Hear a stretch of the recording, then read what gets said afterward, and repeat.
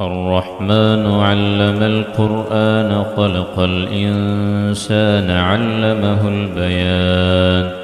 الشمس والقمر بحسبان والنجم والشجر يسجدان. والسماء رفعها ووضع الميزان ألا تطغوا في الميزان وأقيموا الوزن بالقسط ولا تخسروا الميزان. والأرض وضعها للأنام فيها فاكهة والنخل ذات الأكمام والحب ذو العصف والريحان فبأي آلاء ربكما تكذبان. خلق الإنسان من صلصال كالفخار وخلق الجان من مارج من نار فبأي آلاء ربكما تكذبان.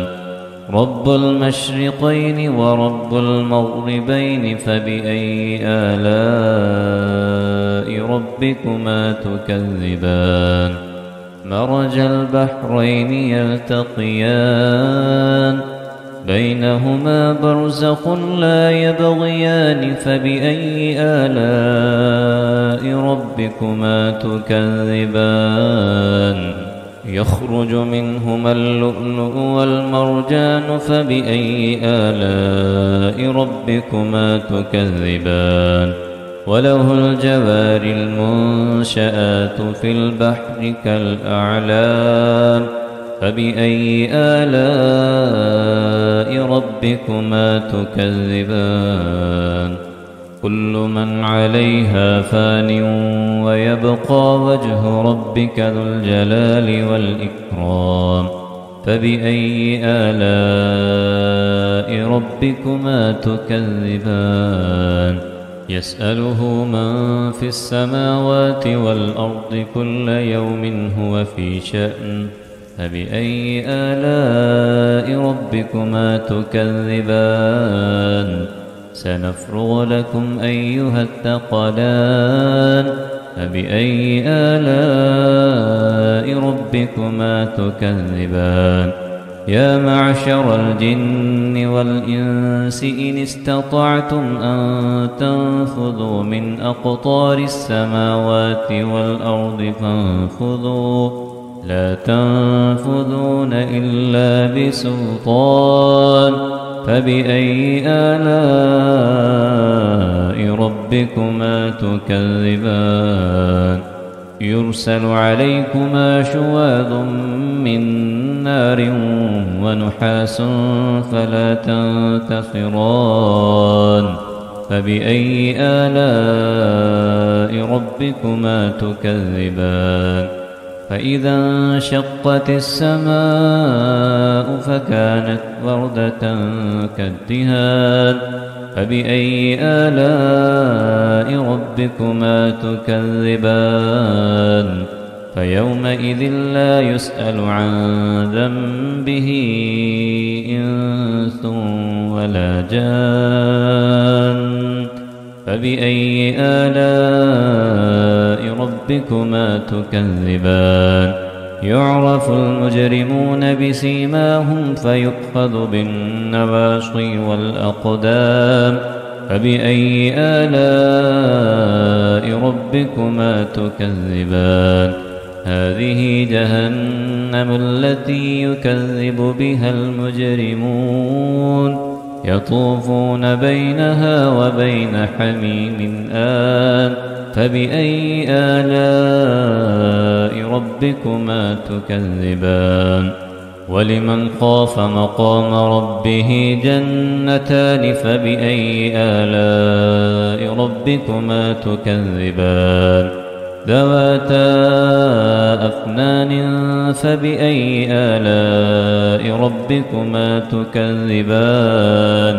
فيهما عينان تجريان فبأي آلاء ربكما تكذبان فيهما من كل فاكهة زوجان فبأي آلاء ربكما تكذبان متكئين على فرش بطائنها من استبرق وجنى الجنتين دان فبأي آلاء ربكما تكذبان فيهن قاصرات الطرف لم يطمثهن إنس قبلهم ولا جان فبأي آلاء ربكما تكذبان كأنهن الياقوت والمرجان